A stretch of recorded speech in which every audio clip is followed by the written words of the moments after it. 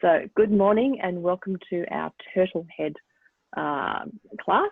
Just for the video, I'm just going to hold up the picture again. So these are the notes that you'll need for today's class, and they will be supplied or have been supplied with the video that you've got there. So I'm going to flick my screen over onto my table now so that you can see what I'm doing, and you'll be able to hear me as well. So just bear with me 1 second while I do that.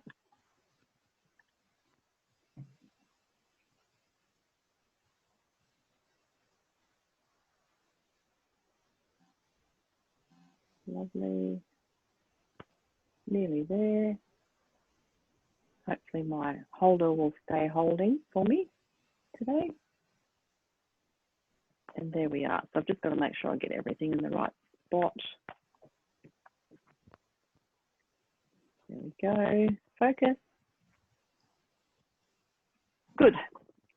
Lovely. So far, so good. So to start off with the class, we're going to draw in our little turtle heads in black and white. So you've got two pictures there on your notes. You've also got another reference image that you can put up onto a screen or print out separately if you want to get a bigger picture of the coloured version. So for this instance, we're going to be looking at the black and white version, and we're going to draw that up in charcoal onto some sketch paper. So the main reason for doing this is, I'm going to move everything up a bit, is to just practice the picture, become familiar with the tones, and really study the shapes and where everything fits within that. I'm going to zoom in a little bit. There we go, that's better. Okay, so as I mentioned in the notes, today's picture is actually a square. When you're painting or drawing something, the first thing you need to figure out is, what's the size of this? How big is it going to be? Is it a rectangle? Is it a square? Could do it a circle if you want to, but that's always the first thing that you want to be thinking about, because it's important then with your composition. So if you, kind of didn't sort of look at the picture properly and started doing it in a landscape, then you would find, sorry, I've just got to remember what I did then, 15. Then you would find yourself trying to squeeze something that's a landscape or, a square shape into a landscape shape. And then everything gets sort of elongated and wonky. And you might be halfway through the picture before you work out what the heck you've done. I've done it before. It's a silly thing to do. And sometimes you might try and do a landscape in a portrait shape. And, there's all sorts of things that are possible that you need to really, really think about. I'm just going to turn off all the microphones. Lovely. Minimize the photos. Lovely. Okay. So, yeah, so as I said, today is a square. I've measured a square up on my page here, and it's just 15 by 15-ish. I'm usually not too precise with this part of the class because it's just about relaxing, getting into art mode, and focusing on what we're doing. So just try some more light on there for you. That's a bit better. It's too much. Perhaps none. Okay, so when you draw up your shape, whether it's a landscape or a square, then I like to mark in my halfway lines. So that's my grid mark. The reason I use a grid mark is to just help me with the drawing. So it really helps me figure out where things fit within the picture. So then I can put lines inside grids and make sure everything kind of fits properly. Because the other important thing to consider when you're doing artwork is to make sure that your drawing is right. If you don't get your drawing right, then nothing's going to be right. Everything's out of whack. So it's super important to make sure that you get the drawing right first before you even put any paint or pastel or anything else on there. Especially when you're doing things like, landscapes or animals with bones, things that we're familiar with, we know their shape. So it's really good, you know, important to make sure that you get everything in the right spot. And this is a great way to check your angles and your lines. So you can see on the picture I've provided that you've got a grid line on there, and I've broken it up into 16 squares. So that's going to give us a lot more information so we can get all the details in there. So let's start here. Starting here on the right-hand side, and then just noticing where the top of the head comes across inside that corner there of this grid.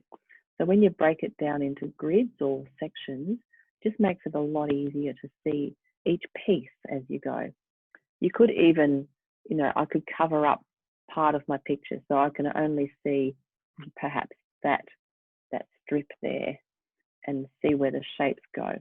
When you do that, you kind of detach yourself a little bit from what you're painting or drawing, and it just becomes shapes. And when it's shapes like that, you sort of don't have any attachment to it. You just draw or you know, mark in what you see. And then when you've joined all the dots, basically, it's a little bit like colour by numbers, really. What I'm doing now is the outline of this guy. A bit like colour by numbers. You just colour all the things in where you see them to be, and then you kind of step back and you can see the whole thing. But it's nice to kind of break it down into bits first. So as you can see, I'm just running my eye down the edge of this shape and putting all the lines in where I see them, where they're crossing over within the grid. So within each little grid or square section, each one has its own little, you know, shape or line. So that's all I'm doing is just marking in the shapes I can see within each one, and kind of not looking at the others so that you remain a little bit distant to what it is. Okay, and now I'm going to work my way up around the top of the head. So we're just doing the outline at the moment, and again following along inside the grid to see where that goes. Sometimes I've got to look over at my coloured version on my iPad because it's a lot clearer, a much clearer picture. So even though we're working in black and white and that's what we're focusing on at the moment, sometimes you might have to refer back to the other one to just see where things go. It's a little bit hard sometimes to see the lines. Okay, so now I'm back up in this top quarter grid, and again just putting the edge of the head down through there. And then we've got the top of the shell, the tortoise or turtle, which one, I'm not sure which one that is. I can't remember now what the difference is. Yeah, the shell's on the top there. So I've just got the line that sits down through the top of the head and then underneath the shell. So that's the basic outline that I'm doing for this guy. And then once you've got that shape in there and your outline, then you know the sort of area that you've got to work with. So then we can start to put in other details, like for instance, the rim around the neck between the head and the neck. It looks like he's got some sort of scaly scarf on. So let's look at the line for that one and how that comes down. Again, breaking it down into per grid. And the angles where it's crossing over on the line.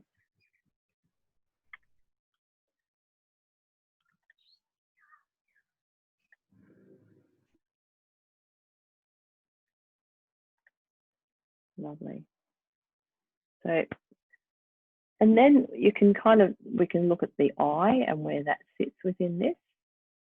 So once you start to sort of looking at all the detail, then that's when you start to mark in all the other bits and pieces. But you get your main outline in first, and it gives you a really good guide for where everything's got to sit. So let's look at the mouth. There's a little line through here. So again, you can follow along on your black and white picture and just see where the line goes. There's a light line through there. And then we've got the top of the mouth of what looks like a beak to me, or nose. And that comes down through this grid mark. Funny, when you look at the picture without the grid, I start to make it bigger or smaller or something. But then you kind of got to look back at the grid and just notice where things cross and meet. And now I'm drawing in the shape around the mouth. And the next thing I want to put in is the eye, because that's a pretty significant part of this. So let's check the shape of the eye. So the bottom of the eye runs under this mark, this line, this halfway line. And then it comes up through their grid there and then up. And it's probably in about halfway down inside this square here is where the top of the eye sits, around about there. And it's not exactly a straight line, but it's a horizontal line. And then we've got that lovely corner where it joins there on the left. And then the right side of the eye has a slight curve as it comes around and down in around where the tear duct is, or would be. So that's roughly the shape of the eye. So you can see how all these different shapes are really, really important. And then once we start to shade them in and put tone and colour and, you know, stuff in there, that's when it comes alive. But at the moment, we're just beginning with a line drawing, basically. So now I'm just going to do the eyeball, and you can see that it's quite large, isn't it? It takes up quite a lot of space. And it's got all this amazing pattern in it. You girls are going to do a beautiful job of this. I can't wait to see. Beautiful pattern in that eye. And then we've got that nice dark pupil bang in the middle there. But all this patterning, that's going to be fun. You know, lots of little speckling with some yellows and browns through there. Be lovely. At the moment, just do a few little marks and lines with your charcoal to give it that feeling of an eye. And then notice inside the eye, see, we're starting to get into detail now. So I'm looking at the shadow inside the eye and up under the eyelid. The eyelid itself, the edge of that is quite light, but all around it, it's much darker. So if you want something to be light, make it darker around it. Now I'm just starting to sort of shade in around the eye as well, get some tone going on there. So just I've got another couple of lines we need to draw in. So just up above the eye there's a little wrinkly, like an eyebrow kind of wrinkly line going through the top here. I'm just going to pull that through. So they're just two little thin lines that come across there. And then the rest essentially is kind of more about shading than drawing anything definite. We've got lots of scaling over here on the left-hand side. And so, you know, you could mark in lightly, you know, the direction of those things, because there's a lovely little fold down here through the neck, which is quite nice. And that will give us an opportunity for some really beautiful lights and darks in around here. And while we're talking about light and dark, let's have a look at where the light's coming from on this guy. So it's shining right across the top of the head here on the foreground, or the forehead, I'm going to say, just above that brow area. So it's really light across there. So the light must be coming from above and maybe slightly behind us.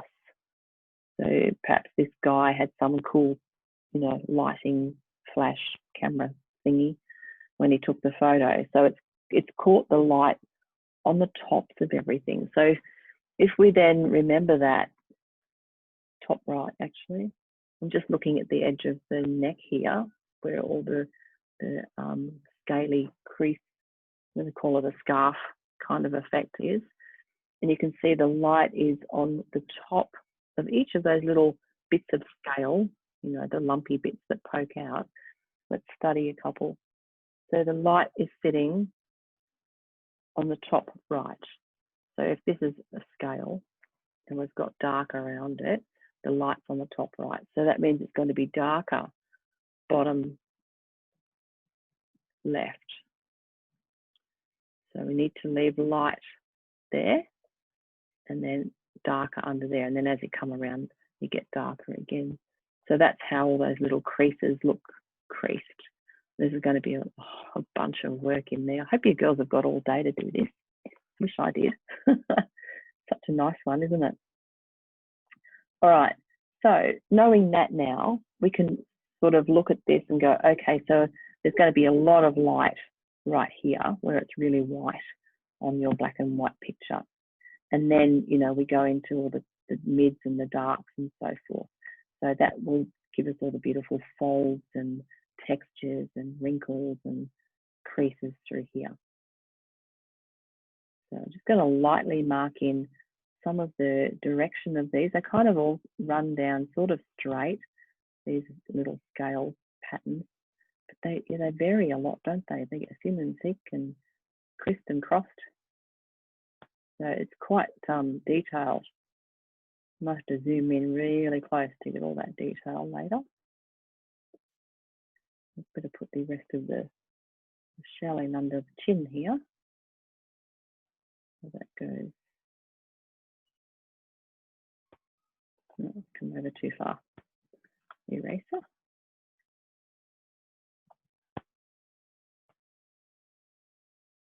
Ah, there we are. That's what I did. So under here, under the chin, right in that bottom left corner, it's really dark in there. So everything kind of just disappears into the darkness back through there. And then you've got that lovely edge of the shell coming down underneath there. So I've got all this crisscrossing going on, and then we've got all the, you know, scales, so all the little sections. So I'm just going to draw a few of those in roughly. I'm not going to get caught up in the detail at this stage because we've got a lot of work to do. So let's now just grab yourself a shorter piece of charcoal if you've got a short, stumpy one, and then we can use it on its side and do some shading with it. So just focusing solely on the shading and the tone at the moment. Don't get too caught up into the detail. It's really just about noticing where it's dark and light. So top right, actually every corner on this is dark. Isn't that interesting? So each corner, top right, bottom, top left, sorry, bottom left. And then even the background colors are quite dark in those two corners. Now you don't have to do that if you don't want to. You can change that up. I was always taught to make each corner different, slightly different, have something some different color or different texture or something in each corner, and not to have all the same. So there you go. So I'm just marking in the dark in between the top of the head and the shell there. And just be quite loose if you can with your charcoal, and just sort of run around the picture and get some tone going on, and then we'll get stuck into the color version. So the top of the head has quite a lot of mid-tone through it. It's quite lovely in there. And when you are doing things like this, always consider the background and think about, does this stand out? Is this bright bit going to stand out on the background? Do I need to darken the background or lighten it or change it somehow so that the subject can be seen? Or do you want to do soft edges and have it disappear off into the distance? There's all those things to think about as well. So, potentially you could make the background on this look like seawater or beach, or whatever you want really. So there's those things to consider too when you're composing a picture. Do you want to do exactly what's in the photo or what you see, or do you want to change it up a little bit, make it a bit more yours? Lots of things to think about. So I'm just darkening in around where I can see really dark areas, sort of smudging my charcoal around lightly so that I'm creating some mid-tone as well. Okay, I'm just going to run it around inside here because I do want to get onto the colour version. Otherwise, we're going to run out of time. And then I'll get frustrated because I won't have time to finish it.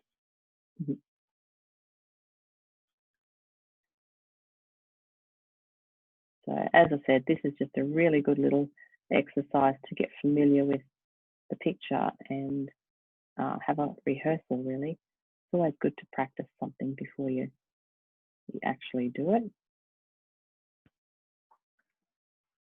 Cool. That is way off anywhere near finished, but it's a nice little way to just get to know this guy a bit and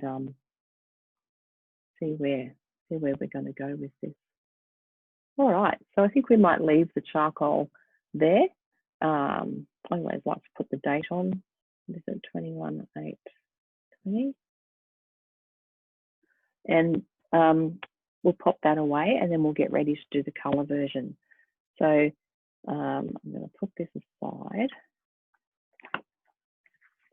Actually, I just might leave it open for a minute because I want to look at my colours that I'm going to choose for this.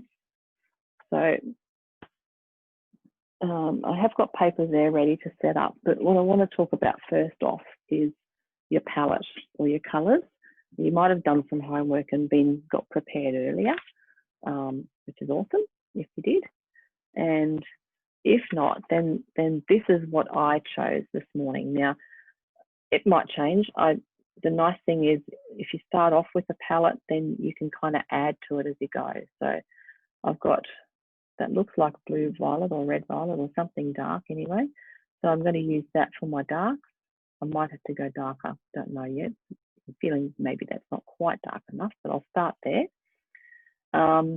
This beautiful colour is a magenta, orange, purpley, not orange, purple. Beautiful, beautiful dark magenta. I can see a lot of that in around the head area. There's just these beautiful rich reds and purples in there, and I think this colour will be nice for that one. So that's what I'm going to use on there. I'm going to try and do these in order of dark to light. I've got some blue, good old ultramarine blue. I can see some of that in there. So it's always good to hold the pastel over your picture if you want to colour match and just, you know, hover it around and think, yeah, can I see some of that? And I can see it across the top there. So I'm going to hang on to that one. What else did I pick up? This is a reddy orange colour. It's not very nice pastel. Must be a cheapie. Something like that. No, not something like that. I'm going to go find another one. Put that aside for now. The other one I want to use is this terracotta browny orange colour. There's a lot of brown in there. So when you hold that over the picture, you can see there's a lot of that in there. So I'm going to use that. I picked up green because I can see some green in the background and maybe a tinge of green just down here on the bottom on the left. So I'll pop a bit of green in there. And then if I get the urge to use that, I can. And then my next darkest would be this golden yellow colour, just very dirty. So, oh, awful too. It's funny, you pick up all these different brands of pastels over the years, and I don't know what they are anymore because they've lost their labels, but some are awful. That's really hard and scratchy. It's a good colour though. See how that's nice, that colour in the beak there, and some in the scales as well. So something else, another pastel, but that colour's great. And then I picked up this apricot kind of orangey colour as well. So that would be nice for some of the lights within the brown areas. So I grabbed that, and I've also got a sky blue. So sky blue, or that light blue, I can see up in the head there. See, when you drop your pastel on, it almost disappears because it's similar tone and or colour.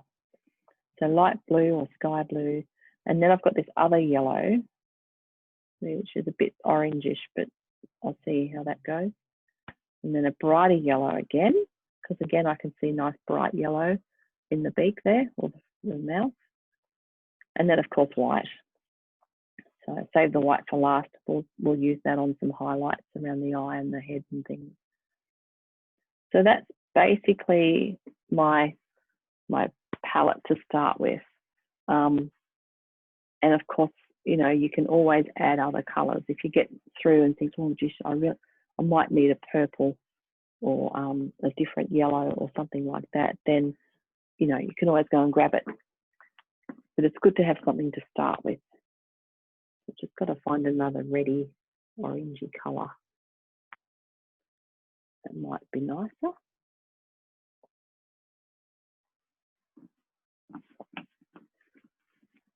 See what that one does. That's better.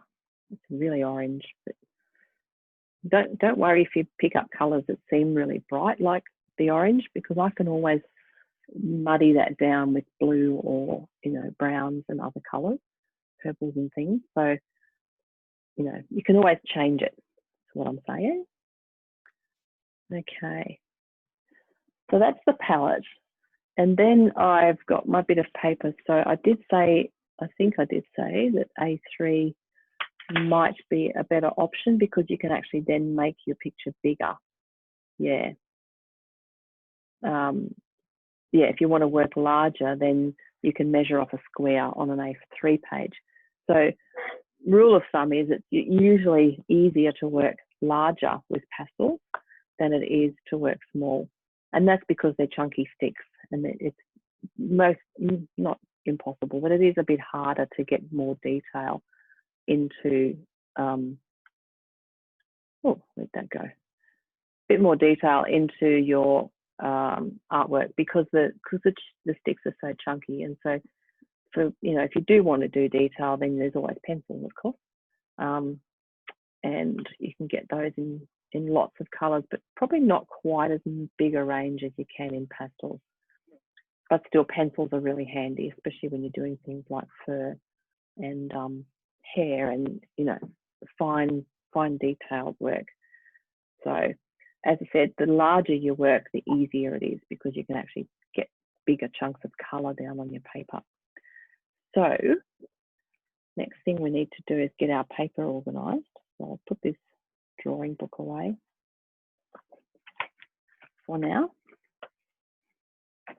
And what I've picked out today is a rose grey coloured paper. So it's a really nice neutral colour. I like how it works. I'll find the spot on the table so you can see it. There. So what I've got here is, it's actually only an A4 small size because that's all I can fit on my table here comfortably. So I'm going to work small-ish or smaller than I would prefer to be honest. But so what I've done is I've ruled up a square here. So I'm going to work on the left-hand side of my page, and this is my square space here. That way, I've now got a spare bit of paper if I want to mix some colours on there and see what they do, and, you know, just try different things. So it's actually a really good idea if you can to, sorry, just mucking around with the focus now. There we go. It's a good idea if you can to have a spare piece of paper nearby, or just use the side of the current one to, you know, just see what colours do, put them on there, mix them around before you actually put it onto your artwork. So that's a handy, cool thing. All right, so I've got my square lined up. On my A4 page, it measures, I think, 23. So 23 by 23, because this colour fixed paper is 23 that way. So I thought I'll just fit it in there. And once you've got your square on there, then you want to put your grid on. What I'm using is a charcoal stick to draw with. And I know I've said it 1,000 times, but the charcoal is always easier to get off. So if you wanted to leave the background unpainted and then remove your grid mark after you've got your drawing on, you could do that quite easily with the charcoal because it just lifts off really easily. Whereas if you used a pastel pencil, it kind of grips the paper a little bit harder, so it's a bit more difficult to remove, I think anyway.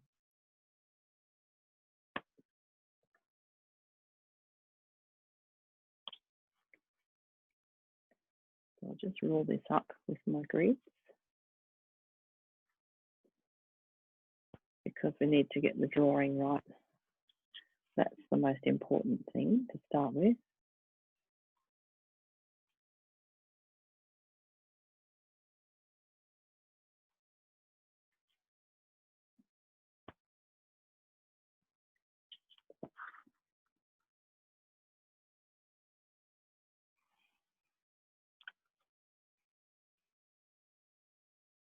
It's a pain when everything's odd numbers because then you've got to work out the quarters and the halves.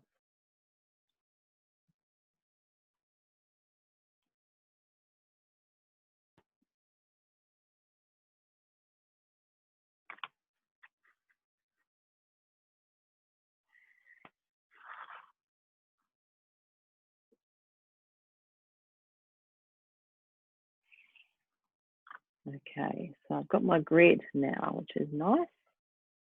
And so that gives you the space to work in. That's where we're going to be working for the day.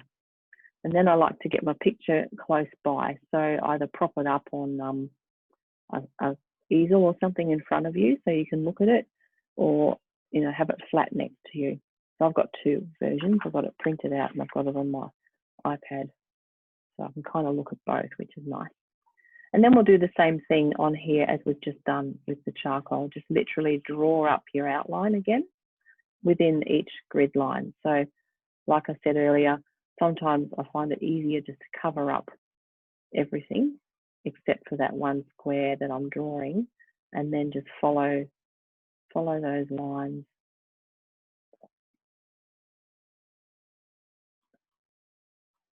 Down into the next square, and then you go across and follow the line across there. So you may have other ways of drawing things. We've all got our own little systems, but I just find this one works really well for me. So that's the bottom section of my turtle, tortoise, the guy. Tortoise? I don't know. And then do the top bit. And again, just noticing, the curve of the shell and where that fits within the little grid line. And then follow the curve of the shell around in through the grid.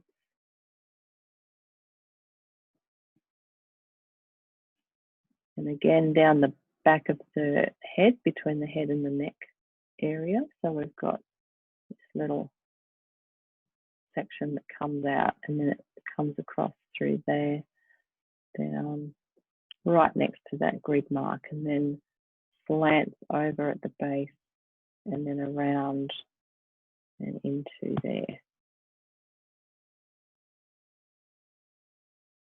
And then we can pop the eye in. So at this point, we're just marking in the main things that, you really need to kind of notice.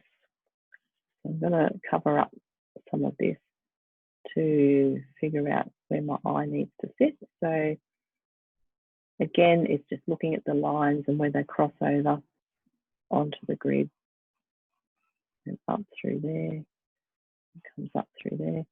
And you've got to kind of remember which part of the section you're drawing. Is it the inside of the eyelid or is it the outside? And then, yeah, join all the dots. I get confused sometimes. I start with the outside bit and then I end up looking at the inside bit and I wonder why that won't work. So it's got to kind of remember which section you're doing. It's easy to get lost. Cool. And then that comes up. So I've got that little brow or the eyelid section coming through there and then down and around like that. Okay, so this bit. So just keep checking your shapes. I was looking at the tear duct area. It needs to have a little bit more a pointy bit there, like a corner. rather than a curve. And then down under, and then it's pointy on the other side, on the left side, on the outer of the eye, isn't it? And then we've got that beautiful big eyeball in the middle. So again, looking at the grid and where that sits within the grid or in your squares. So the eyeball comes up, the top of it, it sits up under the eyelid, but the bottom of the eyeball isn't covered up. So then we go into the white of the eye, and then we've got the edge of the eye. So the eyeball is sort of up under that lid a little. And then we've got our pupil, which is not exactly round in this particular picture because of the angle, I'm guessing. Unless they're usually that shape, I'm not sure.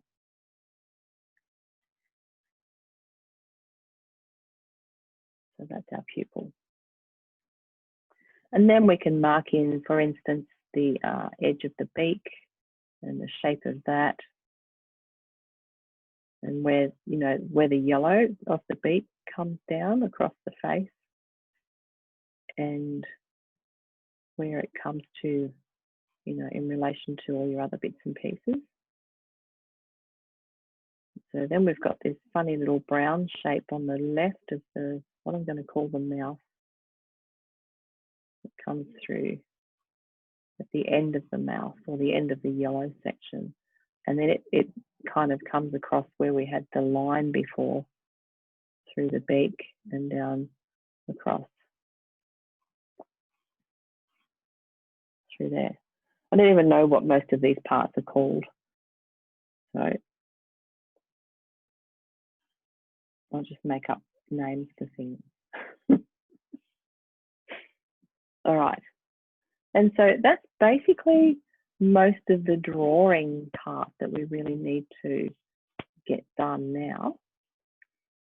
And then we can start to look at blocking in. I'm just going to put a little bit of this detail in where the scales are on the neck, just so I can find it again.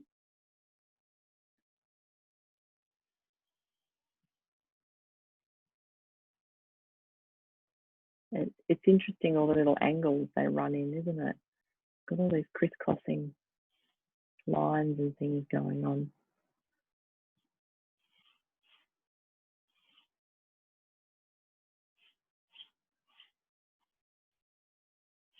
Yeah, messed that up. But anyway, something like that. But we can work on that with some colour and tone. And I'll just pull this line across here as well. So at the base of the neck there, where it sits on the shell, we need to pull the neck through there. So we've got that nice dark area on the bottom left. Awesome. I think my turtle's looking at me a bit too much. Okay, so that's basically what we need to be getting in now. Next thing you want to decide is if you're going to fill in the background or not. So I quite like the background on this. It's got some really nice colours in it. So potentially we could just smudge some of that in and then get stuck into the turtle. So let's do that. I'm not sure if I've picked enough colours for the background, but we'll see what's here. Okay. So I'm going to just kind of smudge it in. As I said before, each corner is dark, isn't it? So if I'm not going to go darkest. I feel like I just want to use this beautiful reddy maroni magenta colour, which is quite lovely. Now, the other thing I was thinking about earlier too was if you didn't want to stay inside a square, so for instance, if you want to be framing your pieces and you want to buy, you know, stock standard frames in A4 or whatever, then this isn't going to fit unless you can find a square frame in the right size, which is possible. But if you wanted to kind of extend the background across the whole thing and then have more on the right-hand side and just have the turtle guy on the left, you could potentially do that. So you can actually widen this if you want to and just add more background in if you've left some space on the side here.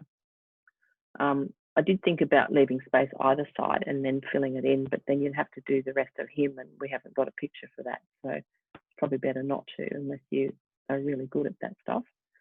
But potentially you could enlarge the background on this right-hand side and make it into an A4 shape if you wanted to frame it, or you had a frame that you want to put it into. So thinking about that stuff is also really important when you're starting your painting, just so you know what you're going to do, where you're going to put it, what's the outcome. Is this just a practice piece to stash away in the folder, or is it something you might want to frame? You really love this picture, or is there someone you know who would love it and you want to give it to them? So it's good to know what the outcome will be, so that you can kind of plan around that as you go. I'm just taking out some of my grid lines on the background because I don't want them to dirty it. So this is the time to do that. Now you've got your drawing in place, you can start to get the background in and remove some of those grid marks. So now I'm just going to push some of this around with my finger. I like doing these blurry backgrounds, it's really fun. You can put any color you want in here, really. Just think about what color is the turtle, so for instance, under the chin. So he's got this golden yellow color there.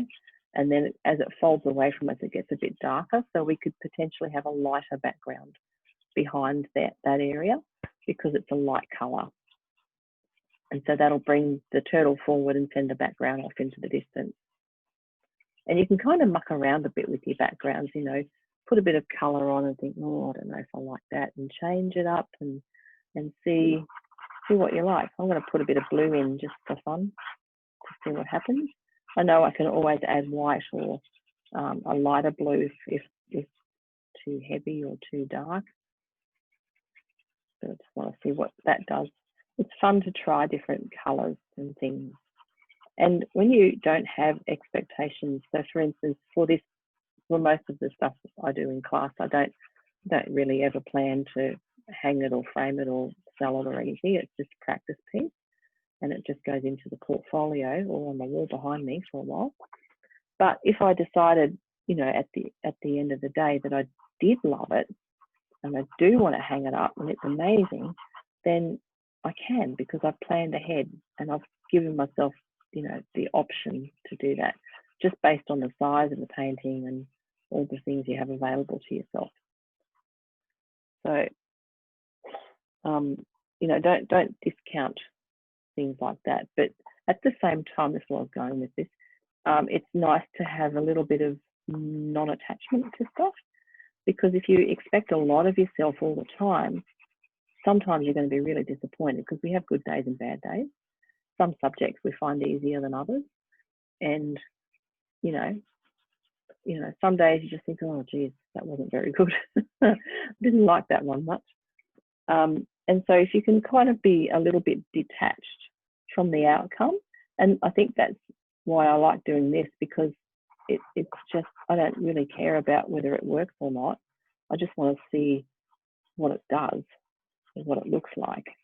It'd be great if it does work, and most of the time it does. But if you don't sort of have that attachment to it being perfect, then you can be a little more relaxed about what you're doing and what colors you might try, and techniques and things like that. So it's nice just to be a bit loose and not too stressed about the outcome, because then you can relax and just enjoy the process. So that's what I'm doing now. I'm just banging some colors down here and there to see what happens. I know that blue and orange make mud, but that's okay. This is sort of an earthy picture, and I don't mind a bit of mud in there. It's quite nice, actually. You get some really beautiful shadows with your blues and oranges when you mix them, depending on, what blues and what oranges, of course. But yeah, I quite like how this is sort of coming together. So doing backgrounds like this, I just like to kind of merge my colors together. So rather than have a blob of yellow and a blob of orange and a bit of blue, what you want to do is sort of merge your edges, soften everything off so that it looks like, you know, those photographs that people take with all the blurry backgrounds. And they're all really kind of lovely looking, and then everything in the foreground's nice and sharp. And so, you know, don't be afraid to layer colour over again. Won't hurt to pick up, you know, the same colour and pop it on top again, or put a bit of that magenta back over into my purple, blue. And then it makes this gorgeous purple. And so this background could be anything, you know, it looks like it's in, I don't know, bush or next to a river or something. But it could be anywhere. And that's what's nice about doing these blurry backgrounds. It doesn't have to be anything. It can just be this lovely, lovely combination of colour and shapes. So I'm just going to lighten this up a little bit. I did pick up white, but I know that when I blend it, it's not going to stay white. It'll just go sort of a lighter, whatever that is underneath it. So I don't mind that idea. So you can always pick up white, you know, during the process if you want to lighten off a colour and soften things off a little bit. Just the hard light or the hard white that I always say save for the last, because that's when you put those final shines on, and don't blend them in so that it sort of sits on the surface and glows.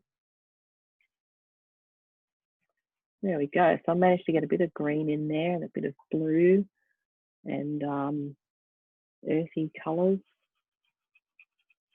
That's the other thing too, when you're rubbing it in, if you want to try and have a random natural looking background, try not to have all the same shapes or run your finger in the same direction all the time, because when you do that, it starts to make patterns and then it all looks contrived, I suppose. So it's better if you can try and keep your movements fairly random and loose, and that way it looks more natural. I'll pop a bit more green in there, and see, as you build this up, you can just let some colour sit on the surface so that it kind of glows a little bit. It has that lovely textured effect. Cool. So I'm going to leave my background there for now.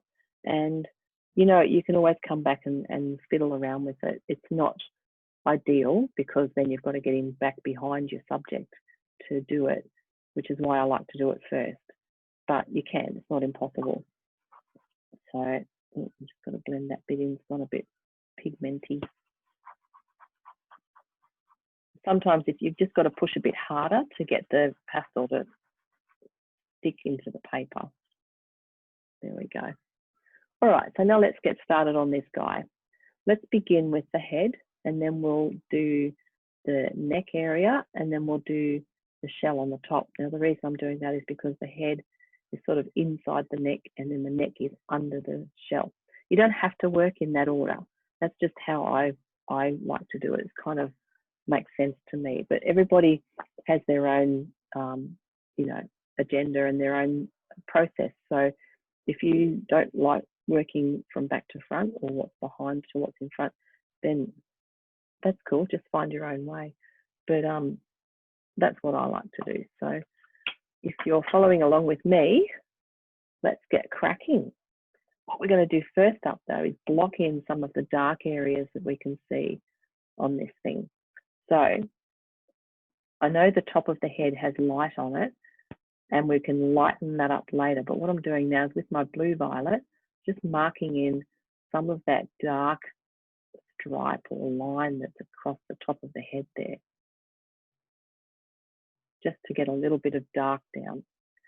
Now, the other place I can see dark is in front of the eye. So between the eye and the beak, there's a darkness there. So what we're looking for is the dark bits. If you can't see them on the colour picture, just look at the black and white one, and that you'll find them in there. They're the black bits. Okay, so they might not look as black or as dark on the colour version, but when you check your black and white version, you'll find them pretty easily. So I'm just going to block those in. What I'm doing to block them in is just using my pastel on its side. It's only a short little stick. And I don't think that is blue violet. I don't know now. Anyway, near enough. And I'm just kind of running it around where I can see darks.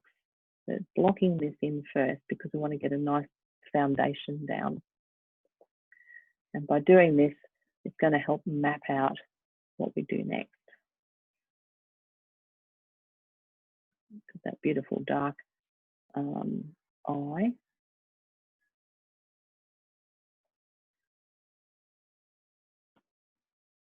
Okay. And then we've got, there's lots of lovely creases and things in the side of the face there too. So that's the next thing you want to be looking at, is where all these little scales and shapes are, so that we can mark those in.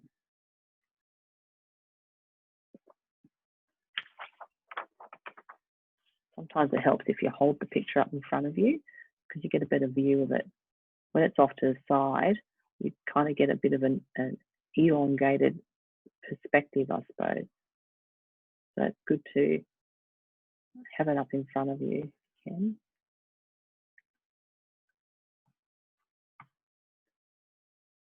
So I've got all these big, dark, lovely patches around the face there.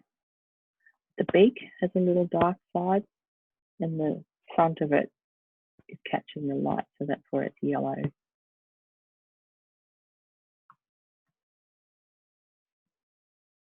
So that's a bit of shadow that we've got in there now. And then I'm just going to pop a bit of dark just around the edge of between the head and the neck, because there's shadow there where that is kind of folding out from the skin. And there's also shadow under the shell at the top there, between the shell and the neck. And then we've got that beautiful shadow coming down the side there. And of course, we've got dark on the left-hand bottom corner. So I'm just going to darken that off as well. I am still looking at my black and white version. I'm finding that a lot easier to see as far as dark and things go. And then the top of the shell on the top left, there's also dark up there, isn't there? So much texture in this thing.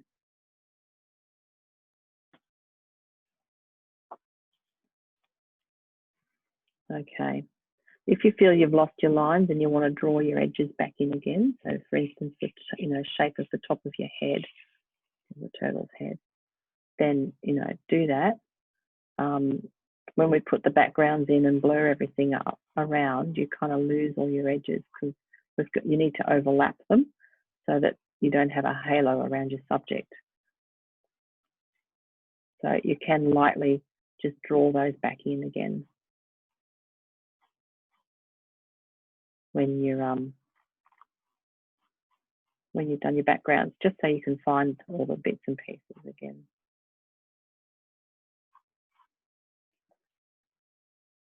And I just did that with charcoal because it's light.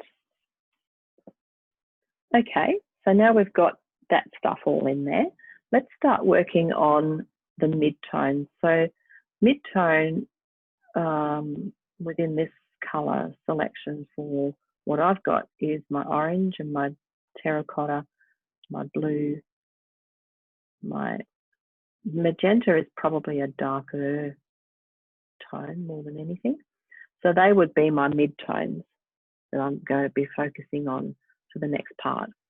And then we can start to add a little bit of the lights and then build up all the different textures and things. So let's look at across the top of the head here. The top of the head of this guy is quite kind of milky because it's got light shining on it. So I'm going to pop a bit of my terracotta colour across there. And I know it's got a few colours in there, but I just want to get this down first and then patch that in.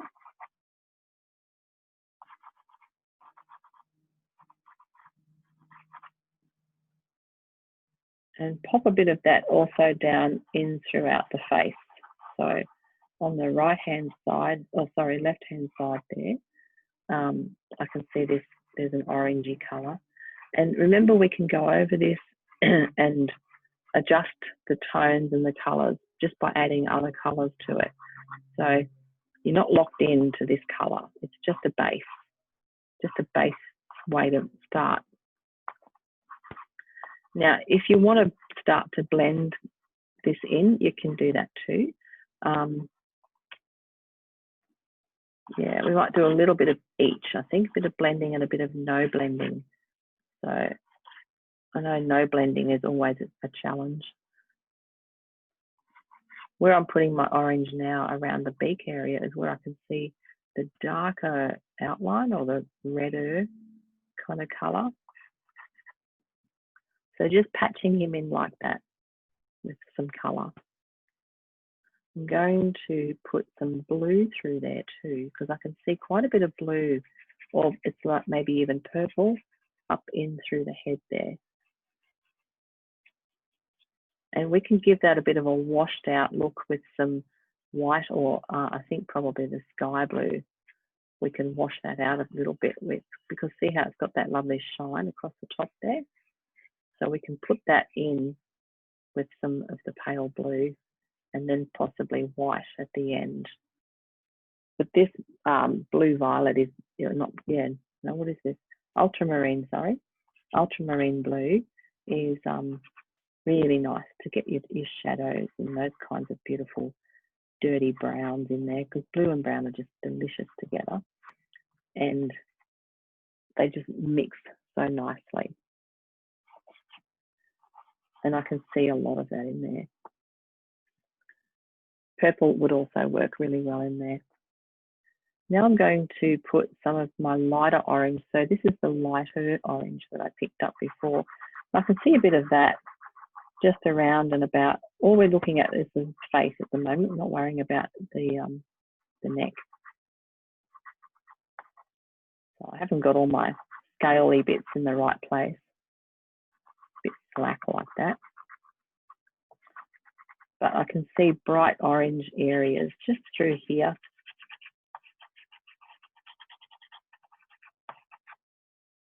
And across the top of the eye. So all of these colours are behaving as tones.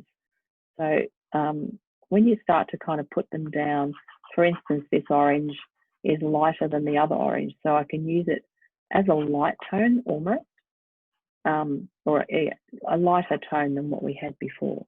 So it's starting to now give me that little bit of depth because the tones are changing according to the colour. So for instance, my blue is a darker tone, so that's going to give me shadows and darkness. My terracotta it's a similar tone to the orange, it's a little darker, so that's another subtle little range in tone. Now inside the eye, I've just got to look at the colours of that. It's got a lot of brown or orange in there, so I can get some of that down on the eye.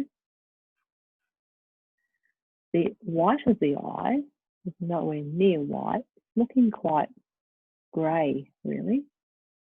So I might need to get a bit of grey, but I'm going to pop a bit of this sky blue in there and see what happens when I mix that around with the browns. That might get grey enough.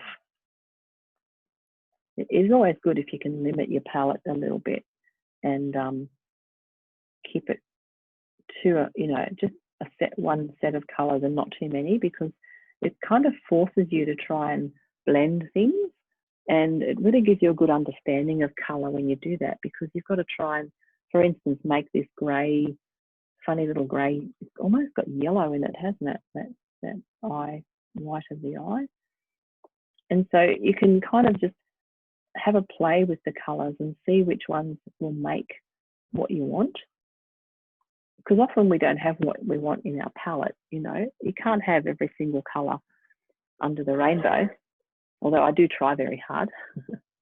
But if you don't, then it's good to just practice mixing things around to see what happens.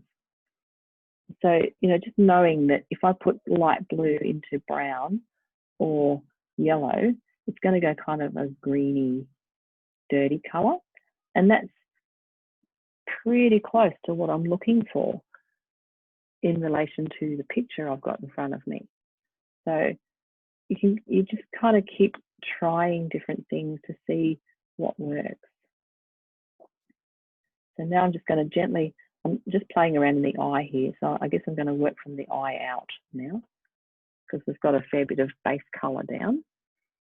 And so I'm just going to push that around, and like you can see in the shape of the eye, the white of the eye, it's kind of going around in a circle. Can you see that sort of, it's running around in that kind of direction. There's little shapes and things that give the impression that it's running around in a circle. And so that's nice base. And then we can start to work on the eyeball. So I'm just going to smudge the whole thing in now, because I've got some nice oranges in there and a bit of my blue violet or my dark colour. So I can darken that up and put more detail in there. But I just want to make sure that we've got the white of the eye, that you're happy with it, you know, that it's going to be the right colour and the right combination of things that you're after. I might put a bit of, I'm just going to smush a bit of white in there, and then I'll push it in because it won't stay white then. I just want to lighten that up a little bit.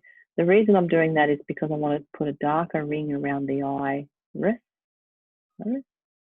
Yeah, around the iris, so that it kind of will pop a little bit more. So to do that and to enhance the darkness of it, I want to have a lighter colour behind it. So now I'm just putting this dark line. I'm using pastel, but if you want to use pencil, go for it. The shape of this is actually not exactly circular because we're looking at it on an angle. And so it's slightly elongated. I've got a fair bit of dust on my page there, so I'm going to have to tip that off in a sec. But I do want to get some of this orange detail into the iris. So I'm just going to do a few little squiggles with my orange.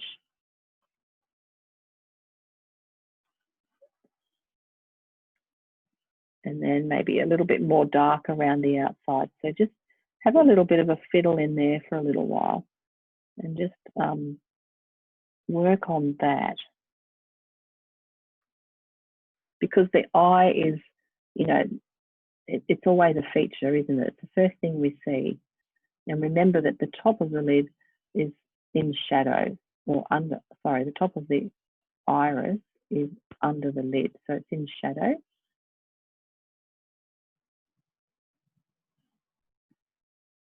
And I'm still sort of darkening up around the tear duct area as well. So you're kind of going around in between things at the moment, and just putting some tones and colours in now, getting a little bit into the detail of this. And if you want to just push colour into your paper, you can just dab it on with your finger. So just dab it rather than blending. That will then keep the colour fairly strong and it won't blend with everything else underneath it. So that's starting to look okay. I feel like I might need to get black, or maybe I'll try this black pencil to get a bit of darkness. Yeah, that's better. So sometimes you just need to grab a black and get more dark into where it's really dark. So just up under the eyelid there, I want that to be darker because it's casting a shadow onto the iris. Okay, so the top section across here is in shadow. It's darker across there. I'm going to wipe a bit of blue violet just softly across the top there to try and form a little bit of a shadow. So the white of my eye is looking a little bit green, but anyway. And then it's got some little gold shapes through the iris as well. So I'm going to use my yellow goldy colour just to put some really soft little lines through there. So I'm just using the end of my pastel just to get some soft little lines in there, a little bit of glimmer and sparkle. And if they're too strong, I can dab them in with my finger and soften them off. So just soften them off like that.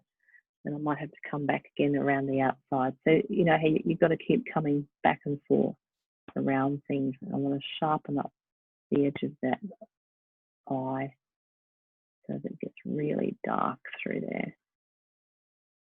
Remember, it's the same as the white. You can't go lighter than white, or you can't go darker than black, or blacker than black, I should say. You can get some beautiful darks in pastel, beautiful. But you can't go blacker than black. So that's it as far as dark goes. Not going to get any darker. And then I'm going to draw in the pupil. So I'm going to start off smaller and then work my way out to make sure I get the size and the shape right. So it's slightly, it's not a perfect circle, and it's actually got some funny little bumps in it if you look closely. You can see they're probably just dark areas of the pupil, but it looks like of the iris. It looks like the pupil's slightly elongated. And it's got little funny little shape actually. So I'm just going to move it up a bit higher. I feel like it needs to be higher inside that.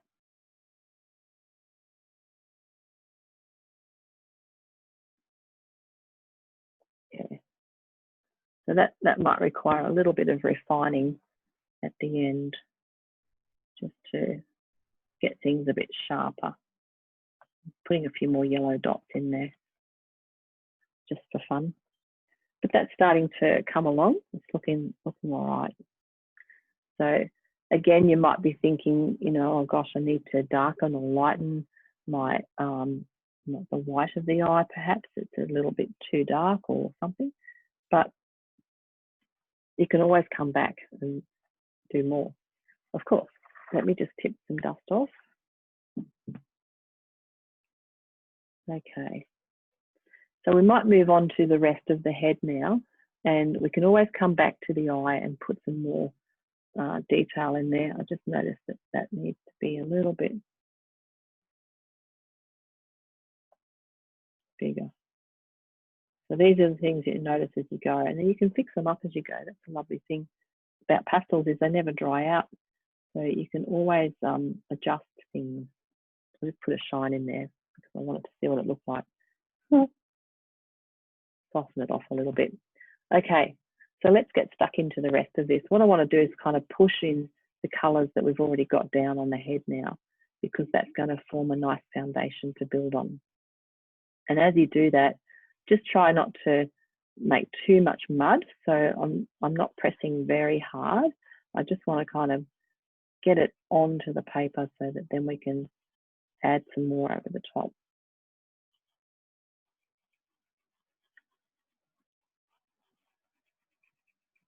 I haven't put any yellow in the beak yet. We must do that.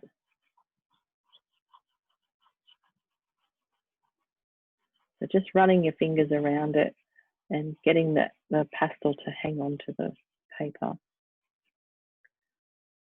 So that way you can still see some of the tones in there that you've put in already, and we can start to build on it. But first, let's get some of this yellow beak in here. So it's quite lovely, this yellow. This one I've got is very creamy. I think it's a schminky. It's a nice colour. Oh, I missed a dark bit there, so there should be a little dark bit coming across here, which looks more blue than brown. Put that through there. And then just marking in a bit of that yellow colour, and then we can push that in as well. So it'll all kind of get blurred and dirty, but that's okay because then we've got a nice base to start with. Often if you feel like you don't want to use all your pastels to put your backgrounds in, you can do a wash over light paper. So for instance, you could have, you know, potentially drawn this up and then done a base coat like we're doing now, but with watercolor, and let it dry, and then you've got a really nice wash underneath as well. Saves you on pastels, so you don't have to use quite as much pastel, because we do go through a fair bit of it. And filling up big backgrounds does use up a lot. So you can, there's always the option of using other mediums like watercolor. Okay, so that's starting to come along. And of course, we're going to add white and light and things afterwards to get some more highlights back in there, but that's a really good base to begin with.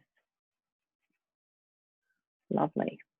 So then we just want to start to look at the detail, I guess.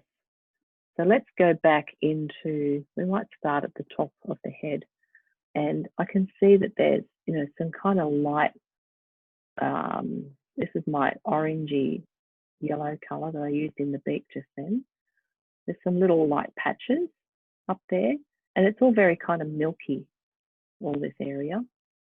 But let's just use the yellow or your light, not white, but something that you're using that's your light color, one of your lights, and marking some of these lighter kind of yellowy areas.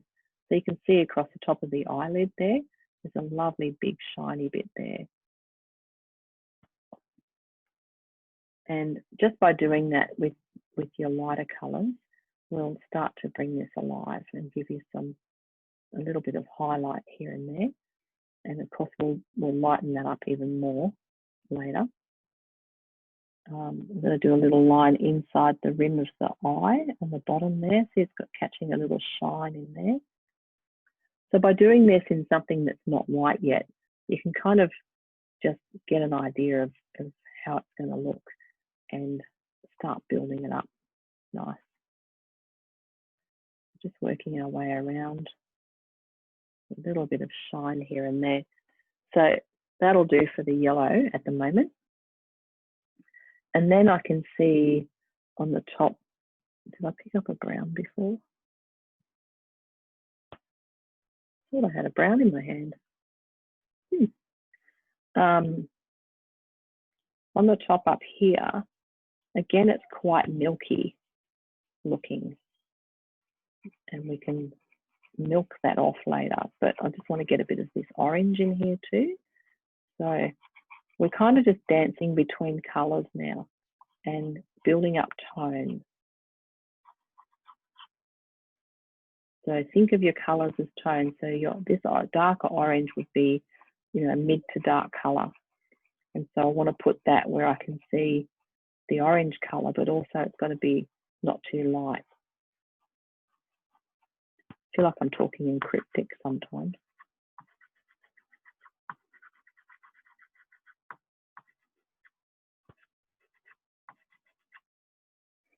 And rather than putting, unless you're a detailed person and you really want to get stuck into all these little crevices and cracks and things, I find the best way to kind of do this sort of thing is just to run color around.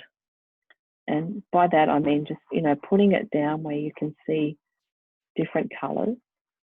And I'm using my pastel sticks on their sides. They only have little short ones, so they're not really huge and they don't take up a lot of space. So I can actually get quite a small mark with a short piece.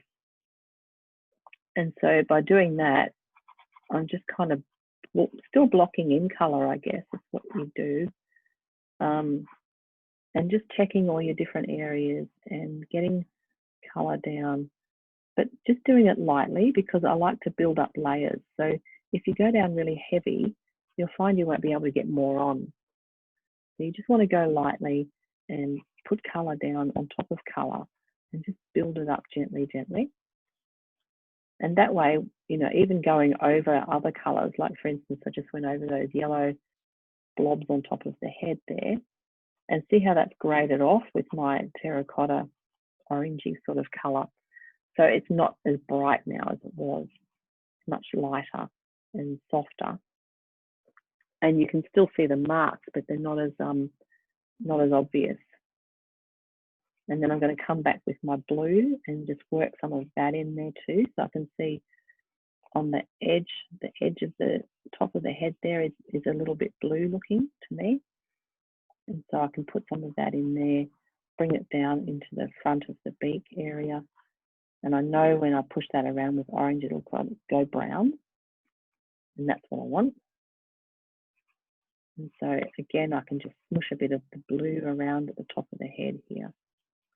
And the top of the head is, I don't know if it's further away, but maybe it's smoother, or maybe the light's catching it more and it's not as detailed, or you can't see as much information there as you can on the side, for instance, or what's nearest to us. So I just wandering around this with some colour in your hand, and with the blue, or if you're using purple, that would be beautiful too. That's going to give you some really nice shadows. Down here on the scales on the left side, rather than marking in all the little lines at this stage, I'm just going to kind of do the shapes and notice the dark and the light side of each little scale, so that I'm relying on my blue to be the dark side or the shadow side, and then I can come back in with my orange or my a bit of yellow even to get some of the light in there. So literally just dabbing colour down and making shapes basically. And working between the colours. And as we work forward, then we can start to kind of do more detail, for instance, with the pencil or charcoal if it's dark enough. Let's see. So you could potentially use charcoal to get some of these lines in here, some of the shadow marks like that. And what I did there was just press light and then hard where I want it to be heavier or stronger. And so, yeah, I haven't got my shapes right for these scales. So the charcoal's quite handy for that. It's quite soft, so you can still kind of push it around or get rid of it if it's in the wrong spot. But that's a good way to get some marks in there that are not going to be too heavy. And if you don't have pencils, then that's a good option. Pencil would also work. This is a pastel pencil. It's a black one. So when you're using a black pencil, for instance, and you don't want the lines to be super dark, just press light. And you can always sort of smudge them off a bit later, soften them off.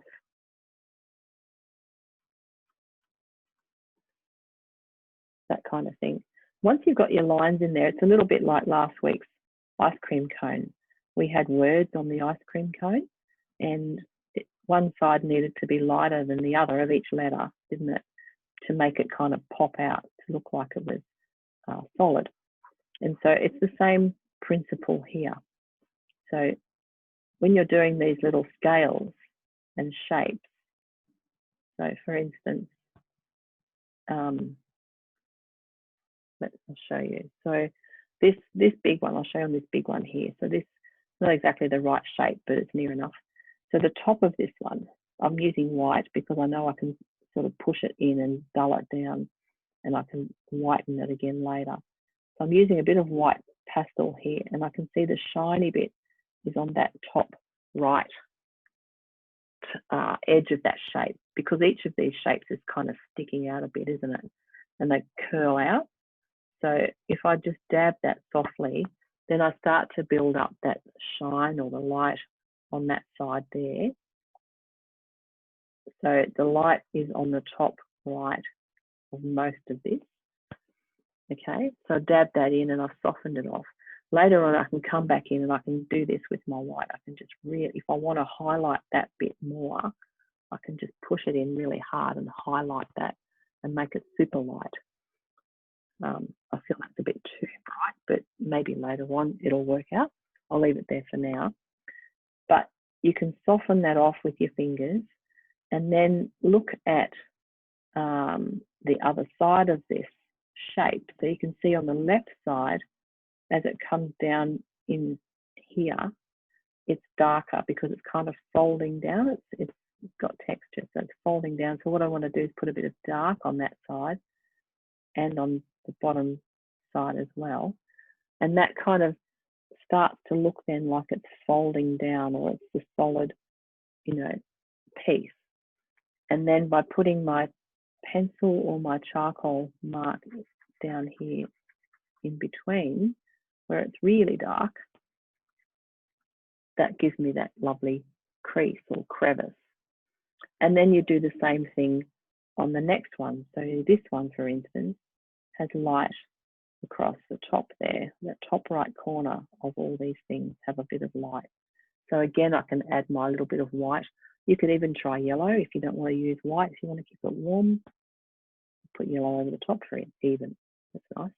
Might do that. And so then you're catching the light on the top right corner of all these bumpy bits, and then darkening off the bottom right side. And whether you use a blue violet or your blue color or your magenta, this dark magenta, lovely. But so you're giving each piece of that form, you're giving everything form, and then it kind of turns away. And again, I can then put my crease in. Where does that go? Down there, sort of down there. It's a bit out my scales, but never mind. And I can darken off in there. And again, that's going to give it form. So see, that's how you kind of build up your lights and your darks. You get those lumpy bits to really stand out. So you've got to almost study each little shape and just determine, that the light sits on the top bit there. And light against dark will always make the light pop. So make sure you've got your dark little crevice between the other two ones in here so that your light will pop. And then again, same story. So underneath this one, it's darker down underneath where it meets the bottom and the other scales. And then if something's too bright or too dark, you could just dab it gently and soften off your lines, and it'll kind of push it in and not be so strong. So that's how to build up those little scales. This is a big one, this one. It's going to take a while to do it. And we're not going to fit it all in to class today, I don't think. We'll give it a good crack, see how we go. But it is, 10 to 11 already. We've got about, 40 minutes or so. So let's just keep adding some colour. And on the top there, so I'm just going to add a bit more dark in here so I can see where I want to darken things off. And I want to use this beautiful magenta because it's such a lovely, rich, beautiful colour. Love it a lot for my dark. So I can see quite a lot of that around the head area. And again, once you start to get colour down and you don't want to blend it in and muddy it all off, just dab gently with your finger. And it's just pushing it in and lifting off without blending. So he's starting to come together. He still needs a lot of work, but that's the basis for that. And as I said, we can milk off or sort of make the top of the head a little more milky and sort of softer. And what I'm doing is just pulling my white across here very softly. And what that's doing is it's hanging onto the texture of the paper. So it's picking up the grit of the paper, sitting on the surface. And I can still see those colours underneath. That was what I wanted to achieve, was that kind of milky, washed out look, or the shiny look.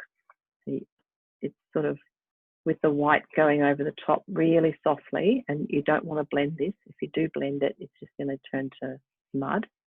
So you want to leave it sitting on the surface, but just let it sit like that. It's lovely. And then where I want to brighten up, here, for instance, there's a nice shiny bit there. And so I can just press a bit harder with my white because I had yellow down underneath it. So it's already got a light accent underneath. And so I can lighten that up a lot with my white. And then you can bring that across through here. See over, we're going above the eye now. So I've just drawn my white. And I know that all this is going to get sort of softened off a little bit. So I can still add white after. Okay. Now, I think I've gone wrong with my angle here. I just noticed you've got a really big eyelid that needs to be just doing this with white as well, because I can muddy it off. So the eyelid comes across here like that, much bigger. And it's also got light on it. So you can see how the top right of that eyelid is much lighter.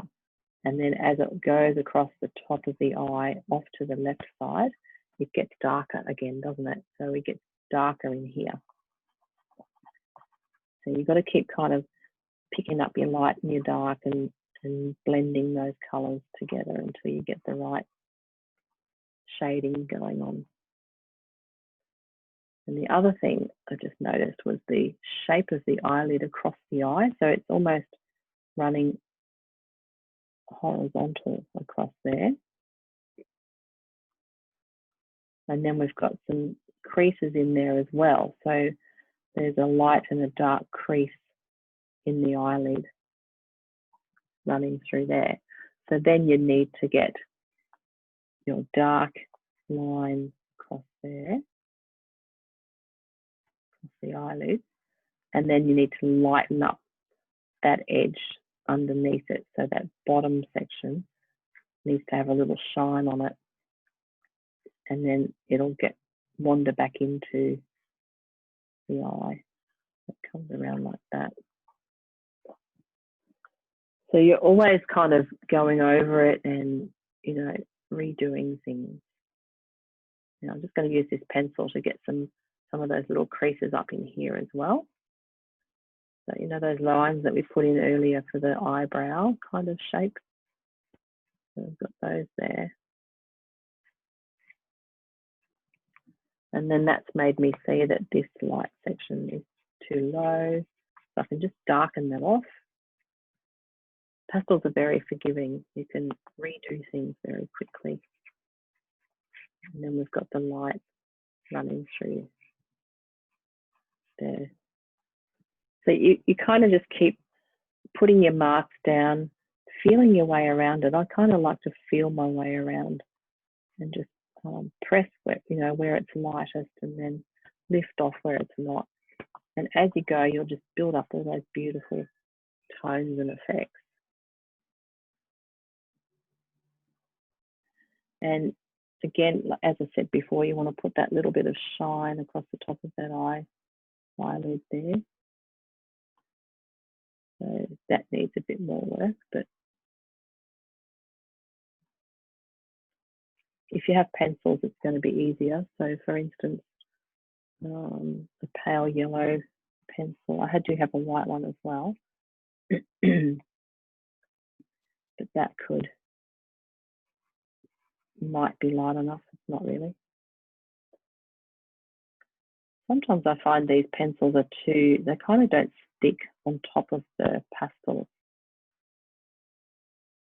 It's almost as if you can't get it to stay down. And I know there's lots of different pencils and things. I don't use pencils a real lot, so all I've got are Faber, I think. This is actually a white charcoal pencil, and I find that will often stick better than the pastel pencil. So who knew you could get white charcoal, but you can, and it's really great. So I quite like it better for instances like this, because I can use it to get into, put those little bits of light in. And when you've got a pencil in your hand, you can actually almost blend with it, or you can blend with pastels as well. But it's like you can really have more control over the pressure that you apply, and then that in turn allows you to just apply a very, pale kind of colour, or just push harder and get a stronger colour. So I really like working with this white charcoal pencil. And I think this one might require pencils if you have them. If not, then you just have to get really good at using the ends of your pastel sticks. But see how just working on those little bits of detail in the eye there. So I've put a little bit of shine just on the left of the inner lid here, because I can see it's quite light there. And then I've got some shine down inside where the tear duct is, that bottom section there. So there's a little shine on there as well. And then we've got the shine across the top of the eyelid through here. And of course, then that big part of the eyelid, which needs to be reshaped a little bit. And so that's really shiny through there as well. And if you've gone too dark, or you want to get rid of something, just either dab it in or take it off with your eraser. So your kneadable eraser is your friend, and you can dab that around and soften off some edges with it, or take colour away. So as I was talking before about putting in the light and the dark lines around all these scales, so that you get that dark black feeling that they're kind of sinking in, and they've got some body and form. Well, the same applies to the white. So for instance, up here beside the eye, can you see there's quite a few little lines and things? Now I'm going to use my pencil. If you don't have a pencil, where's my white pastel? Actually, no, I'll show you with pastel just in case you don't have pencils. So I've just got a little piece of pastel here. It's a white one, dirty because it's been playing with all the others. So you do have to wipe them off sometimes because they get really dirty. And I'm going to find a sharp edge on this. So at the top there, it's kind of got this little square sort of edge on it. Probably a bit hard to see, but that's going to be my sharp edge. And you can usually find a sharp edge on most pastel sticks, because we use them. And so this blue one, for instance, has a lovely sharp edge that would be great for lines. Maybe I'll use that instead just to show you. Okay, let's do that. So because actually these are not that white. So across on the left hand side of the eye, there are some white or light lines, and they're the same thing. They're still scales and things like that. But if we mark these in with a lighter colour, so for instance, a very light touch with white, or a light blue, or a pale pink, or something like that, and draw in these little lines, so that's going to give us some of those wrinkly bits, okay? And then up through here. So these are all light lines. That means they're catching the light. So they have a dark side as well. So everything that's light has a dark side. And that applies in many things, not just art. So if that's the case, then that means that if I put all these little pale lines in here, and they're probably not exactly where they need to be, but it's kind of what I mean. You can see what I'm doing here. And I'm using the edge of my pastel stick. So I found a nice sharp edge. And as I said, every light line needs to have a shadow, because that's how you make it dip back. Otherwise, it's just a line sitting on a flat surface. So if we want to give this some shadow and form, we need to add a little bit of dark. So if you study your picture, you can see that the white or the light has a lines will all have a little bit of dark on one side or the other, or both sometimes. And so I'm just using charcoal stick now. And so I can just kind of draw a darker line next to it. And that's going to start to help to push it in and give it some texture again. So it's the same theory as the other little scales we were doing. Each one's got a light and a dark area. And so I'm just using my charcoal actually to get some bits of dark in there. So what I've done is drawn a line across next to those light lines. So now it's I'm trying to create some sort of a shadow effect. And then just with my charcoal, lightly rubbing it around to soften off those dark lines, but blend into the colour that's already there. So kind of trying to build up that feeling of texture and scales.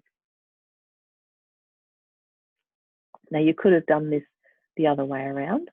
So although those lines do look very light to me, but you could have technically done dark lines and then put white or light on the light sides of them. So what I'm doing now is just lightening up with this pale blue some of these lighter areas I can see. Again, it's quite a milky kind of colour, so that works really nicely for this top section that is sort of got a lot of light on it. And then I can come down into the side here and just apply a little bit more light, very softly with the blue, just putting some light on the top right edges of each of those little shapes, so they start to come alive.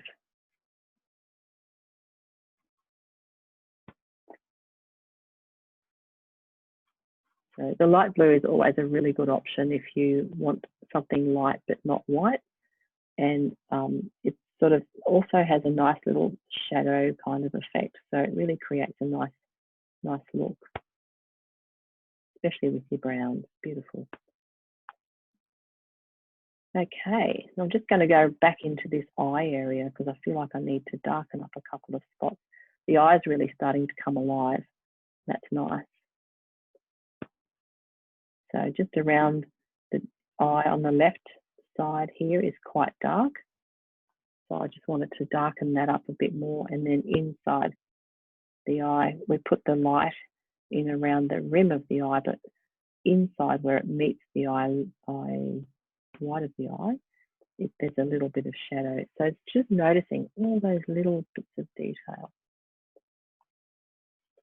And then I better come out into the nose area and start to get some detail in there as well. So again, I'm just using my darkest pastel and blocking in some of the darker areas that I can see and starting to work on the detail in here.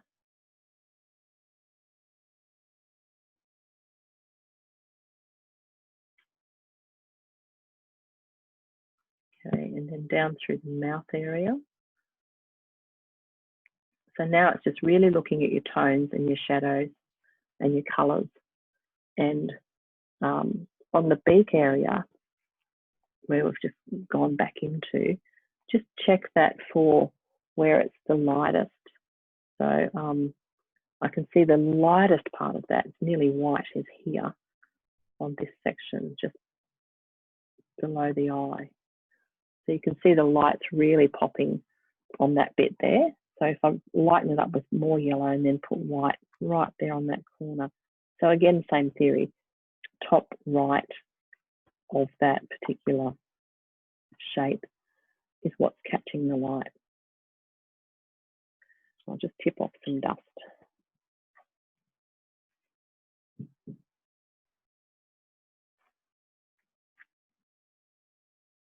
Okay. And, you know, still there's more detail down into this little dark section here that goes down between the top and bottom of the beak.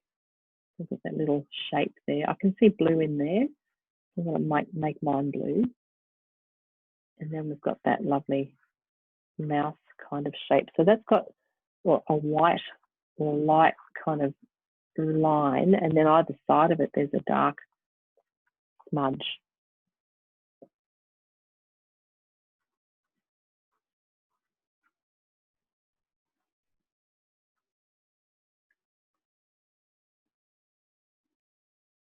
I need to spend a bit more time up in here on the beak, I think. Need some more colour.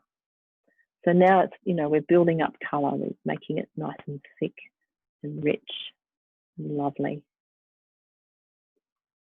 And the beak has this lovely little triangular shadow on the left there.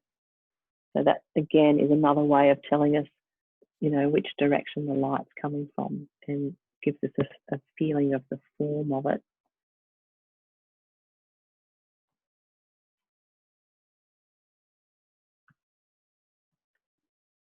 getting some colour in there. And then back underneath here. So I've got my orange under there, which is a really nice undercolour, and then pulling the yellow over the top of it. So that's brightening it up now and giving it some light. If you don't like the texture that you're getting on your paper, you can always push it in just lightly. So I'm just going to push that in softly, and then I can come back again with a bit more and give it more texture.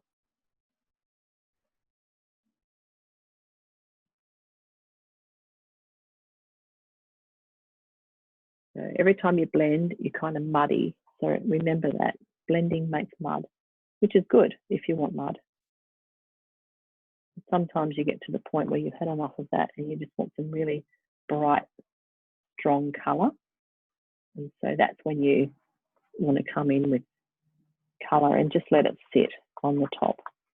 So I've just picked up my other yellow because I think it's a bit brighter, and yeah, it's not quite as orange, it's got more yellow in it. I'm going to add some of that.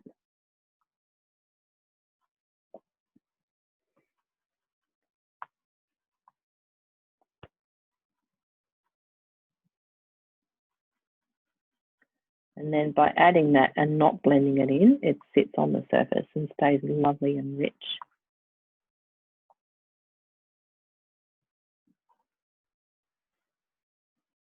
Maybe it's a bit too yellow, going kind of green.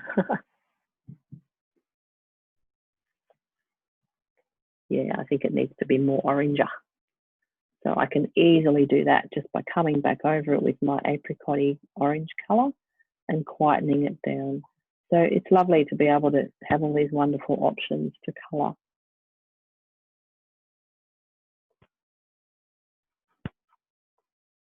And then I can come back in with my deeper orange again. So this is the one we started with for our mid-tones, and pop a bit of that in where I can see that it's a darker orange colour on the beak area and up here. Under there. So when you finish this, probably tomorrow at this rate, please send me a photo, because the guy that took the photo is really keen to see them all. And I might have mentioned that I was going to see if my art students would like to have a go at it. So it'd be fun to share them all in that group. It'd be kind of cool. Okay, so I'm just going to run down. See that light line? It's kind of this messy white line that runs down through there. Kind of weird, really, but anyway. Got that going on there. Might put a bit more white in it. It's sort of a scratchy thing, isn't it? It's not a continuous one line. It's kind of all bitsy and scratchy. So I don't want to make it too strong, because I don't want that to be the thing that you see when you first look at this. It's not what you want for the focal point. I'm just putting a bit of white on that eye again to brighten it up a bit more. So while I've got white in my hand, so I am saving it for the last of this bit.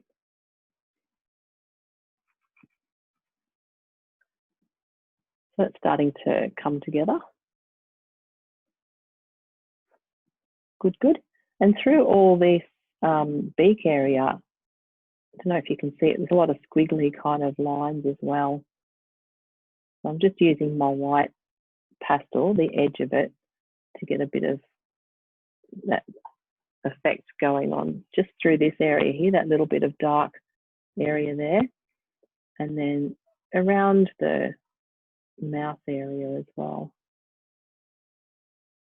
or whatever that is, crease. And we've got some bits on the nose. There's lots of different areas where you need to be really looking at all the little cracks and crevices and things. And so if you're going to put a white line in, remember it's got to have a dark little shadow, even if it's really subtle, just really, really subtle. It's important to make sure that they get that form. I'm just putting some light into the eyelid there. So by saving the white for last now, I can start to add my white where I want it to be really light. And that's when you get those beautiful highlights happening. Beautiful. So the beak area needs a bit more work. A little bit of dark stuff going on down in here. That's where the shell comes around.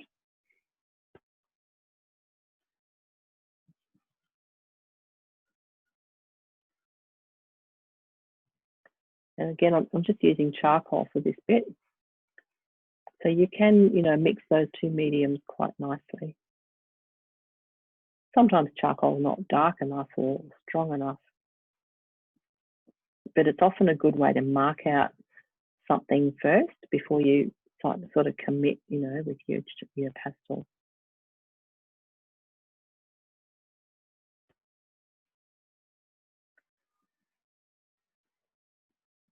Good. Dark under there. So we haven't had a break yet. We're probably not going to now. Got too carried away with myself doing this. Good. Okay. So again, you just need to kind of run through this and, need to clean up my edges a little bit and touch up all the white bits and all the light bits. Darken the dark bits and lighten the light bits. We might just move on and do a little bit of the shell. We're not going to get finished, unfortunately, but let's get started on some of that. So over on that side, let's just get some of this orange down. We've already got some dark down where we've got some shadow. And so this will be the same principle as what we were just doing with the scales and things on the face here. And you don't have to do every single one of them. You can if you want, but when you kind of just start to give the impression of something, then that's, you don't need to do it everywhere. You just need to do a few and our eye will see it. But it depends on what kind of artist you are. I say that all the time, that, you don't have to do everything, but I know for me anyway, I would want to do everything because I like detail. I really like getting into all the nitty gritty. And so that's why this won't be anywhere near finished until, God knows when. So it's up to you. But if you're a loose painter and you don't want to kind of spend a lot of time on the detail, then you can be quite free with it and just suggest things in certain spots and not everywhere. And that will kind of be enough usually. So I'm just pushing my orange color in. This is my orangey terracotta brown sort of color. And now I'm going to pick up this apricot color. So this is not my lightest, but it's lighter. And I just want to touch that down where I can see some light on these scales. I haven't got any of the crisscrossing detail and stuff in there yet. I want to get some of this down on the lights. And that will then start to build. So then we can kind of build up on that and then get into the detail a little bit more. So that the edge of this, the top and the front or right side of this is catching the light like everything else. So top right. As long as you remember that, then you'll know where to put your light.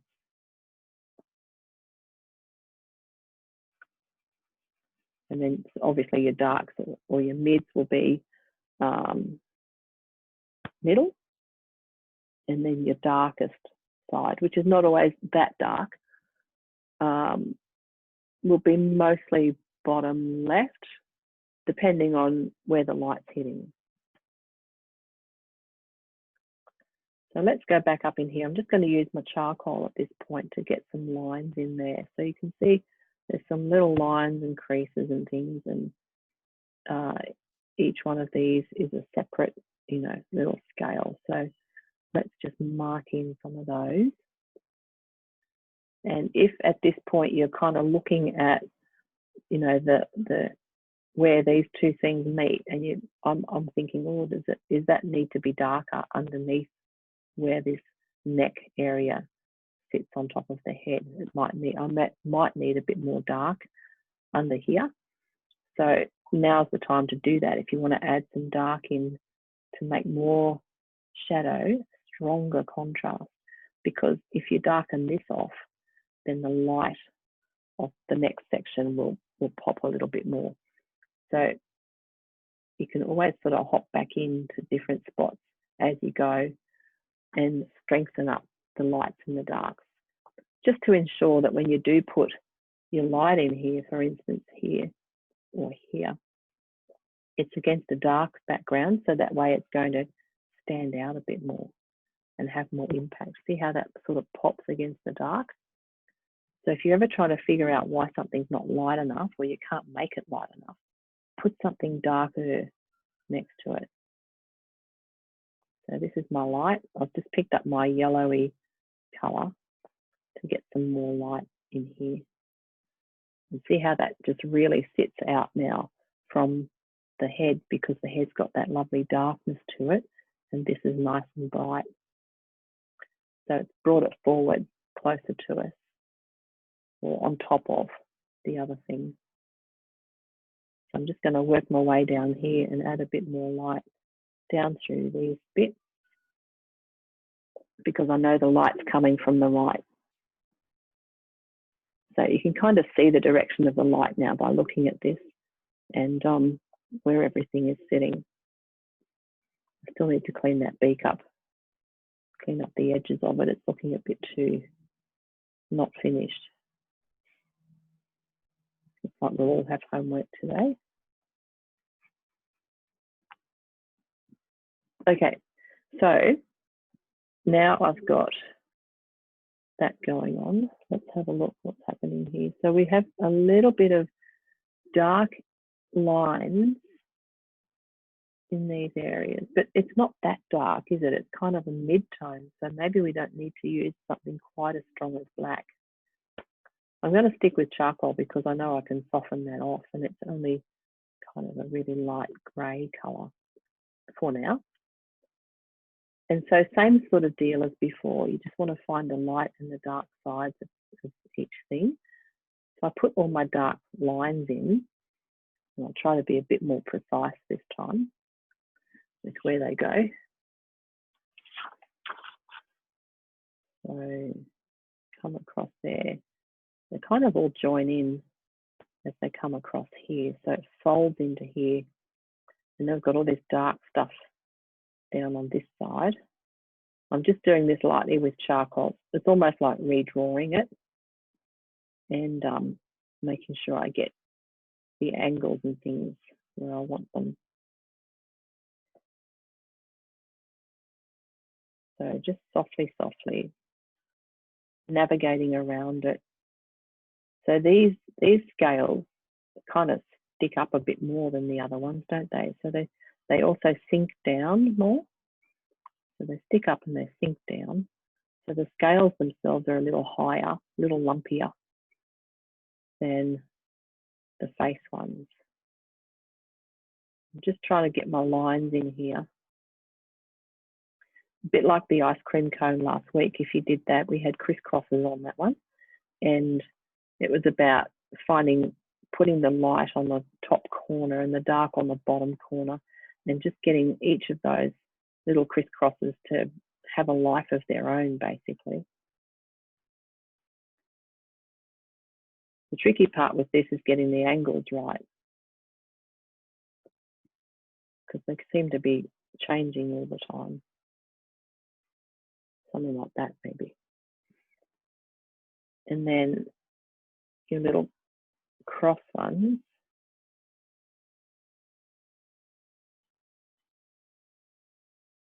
I get so lost doing these because they kind of crisscross as well, don't they? We've got lines that go across and lines that go down and almost horizontal as well. So there's lots of different directions going on here. Now I know why I haven't done this before. There's a lot of detail.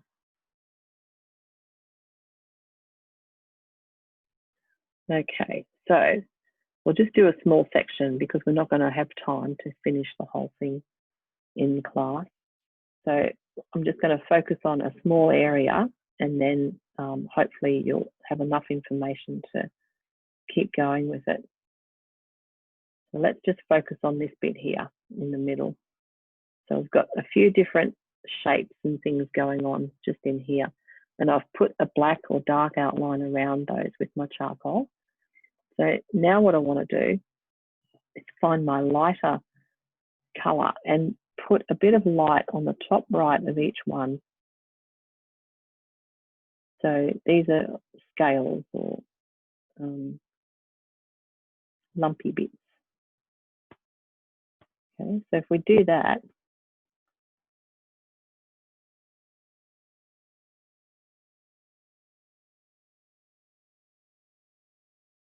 then we're starting to build up that feeling of texture again. So just like we did earlier. Now we can always put a lighter colour on the light sections here. So if you feel like what you've used isn't light enough, or if you've used white already and you can't go any lighter, just dab it in a little bit, soften it off.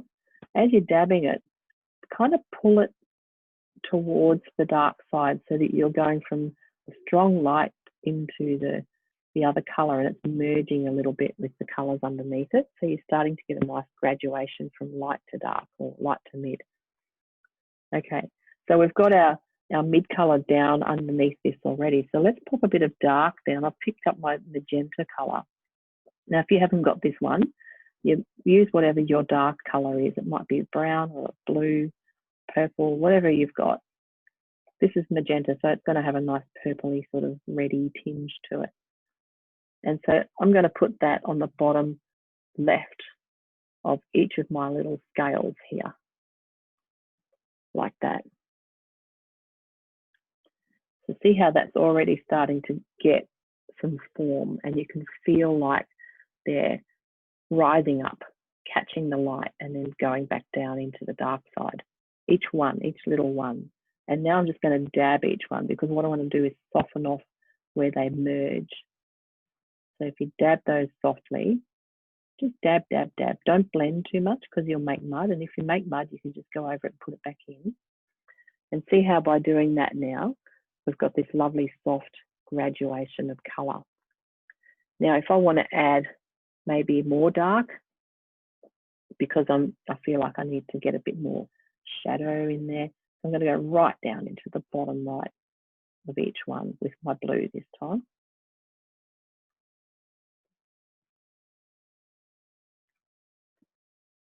And then dab that. And as I'm dabbing that, I'm kind of pulling it from the bottom up into the middle.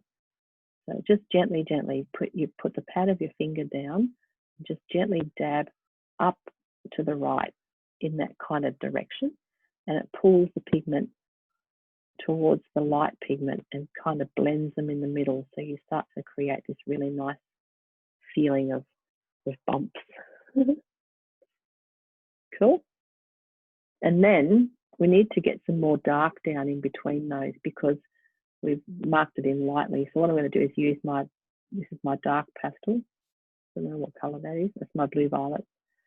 So I'm going to pop a bit of that down through each one, right? Just like the lines, draw the lines again. Through there, and then across, whichever direction they go in. We've got zigzags and all sorts of things happening here.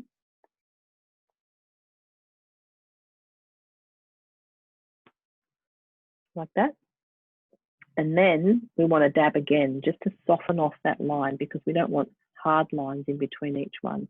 We want it to look like shadow, like everything's kind of folding down towards it.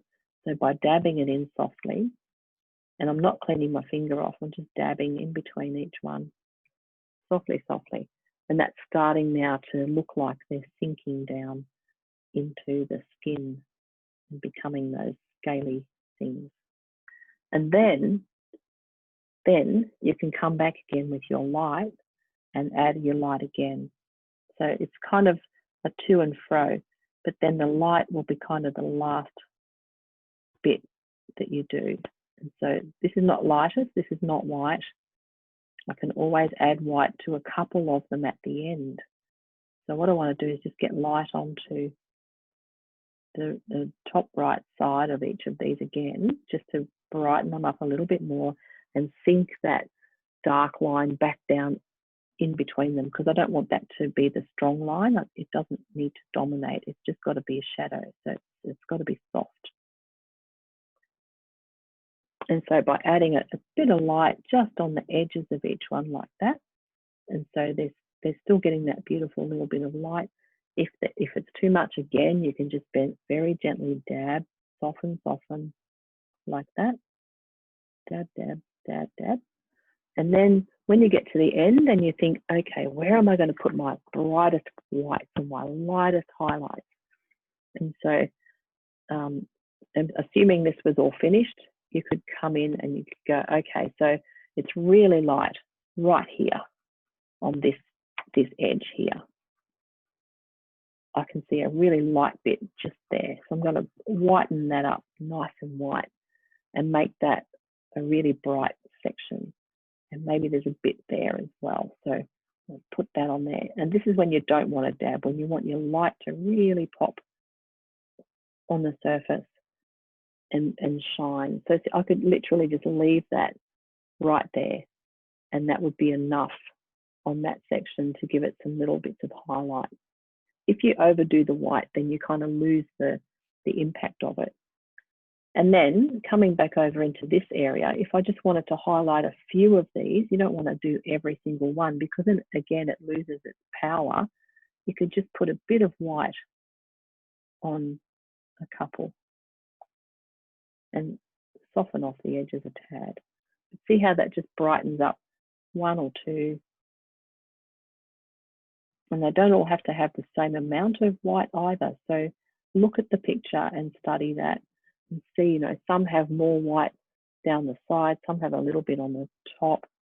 So you could literally just do those three there with your white and then leave the rest. And see how that just really makes it pop out and become vibrant. All right. So I'm going to I'm going to shut up for a minute, give you about 5 minutes or so to not get finished, because this is just way too much to finish in one day or class, but get to a point where, you know, you've given yourself enough information like this to continue on into this afternoon or over the weekend and get it done. And please send it through to me. So I'm going to shush up and let you do that for 5 minutes, and then I'll come back and we'll do our screen share. If you're watching this video, then I just want to say thank you for coming and joining me. I hope you've enjoyed this class so far, and I really hope you get it finished. And please send me your photo if you feel like it. I'd love to see the result of your drawing. And yeah, hopefully you'll have enough info to get that done. So while I'm not talking, I'm just going to start filling in this top shell area very loosely so that I've got at least something partially nearly there.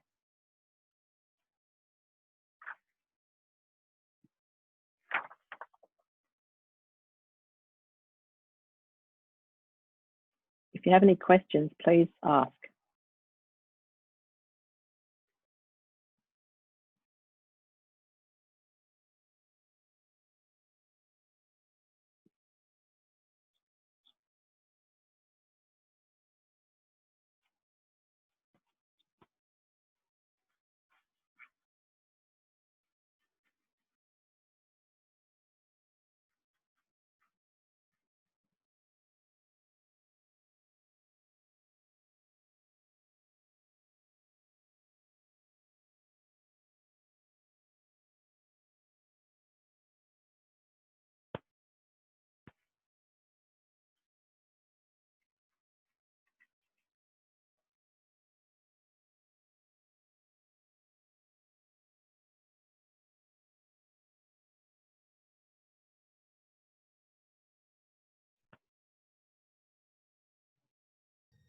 Jeannie, Yes. while you're down at the bottom of the shell, can you just lead us a little bit through that bottom of the shell? Oh, sure. Yeah, if you're with me, no worries at all. Okay. So What colors this, are you using? yeah, so I've just put my yellow or my brighter yellow in here. And I can see that it's kind of curling away a little bit. So what I want to do is get a bit of light right on the edge. You can see there's a little bit of light shining on the curve down through here, and then it wanders off into the dark. To me, it looks almost green, so I've put a bit of blue in there as well, just for some shadow, and I'm mixing that around to try and get that kind of greeny tinge. And I can also see there are some like lines in there that indicate the shape of the edge. So by using my pastel, you can use a pencil too, but this little pastel is my blue, what is it? Magenta, my dark magenta. So I'm just doing those little shapes of the lines that I can see on the edge there. And I'm going to smush them in a bit because I don't want them to be very obvious or too sharp. So that will hopefully give me the feeling that the shell is curling away from me and it's got that kind of rounded little edge on it. So with the yellow on there, I've kind of just pushed it through in towards the blue, so it's blending into there and wandering off into the dark section. And then of course, we've got the little bit of shine. So I can see that I'm just going to use my pastel on its side, my little white one, and it's got a little bit of shine just coming through there. So I'm just going to, I used it on its side, I just pushed it down. So it's got a little sharp square edge on it that I could find.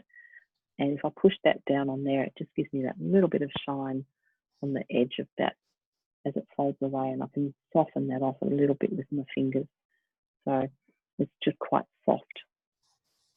And then I want to darken up back in here underneath because it's in shadow, all of this stuff. I'm just going to darken that off. And of course, I'll have to come back in and finish those scales off later, get all those details done. And the top of the shell, I just popped a bit of yellow and blue on there as well. So it kind of fades off into the background a little bit up here because the background's lighter on the picture. I've left mine a bit darker so it stands out a little bit more. But yeah, just putting some of the yellow around the rim of there, and I can see that the shapes or the pattern on the shell has kind of a blue purpley kind of color. So I've popped some blue on there, and just where I can see, you know, those dark marks or the pattern of it, which is sort of these funny little angles, I guess, or lines that come down through there. Purple would be really nice in here if you have any. I'll pop a bit of magenta on there as well just to get some purple in there. And so I don't want to kind of spend too much energy on the shell because it's sort of not the feature. And I think it's sometimes nice to leave things a little bit sort of soft and, you know, disappearing so that the focus is more on the detail of the eye and the head and the shell, and not so much on not the shell, the neck, I meant, and not so much on the shell because it's off in the background anyway. But it does have a fair bit of kind of light. It's a little bit washed out like the top of the head. And so to achieve that, I'm just using my white and I'm just going over it. And I can see there's those, that mark in it. You see the pattern in there? It's like arches or something. So if I just drag my little white pastel around in that direction, and I'm just using the side of it. So not a hard line, just a soft sort of sweeping little line. And that gives me the texture on there. And then I can literally just run my finger over that really lightly and soften it off because I don't want that to dominate. I don't want that to be a strong part of my, my picture.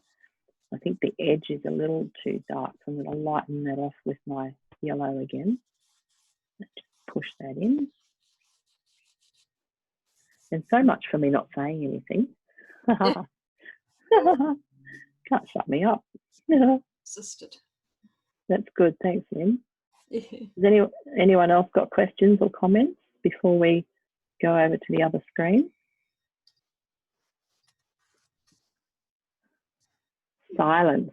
All right. That's okay. Cool. I really like this one, actually. It might be worth framing, eh? I hope everybody's feeling happy with what you've got so far. Thank you. Thank you. I'm just going to take a happy snap, and then I'll finish up the video and we'll go over to the other screen and see how everybody went. Wonderful.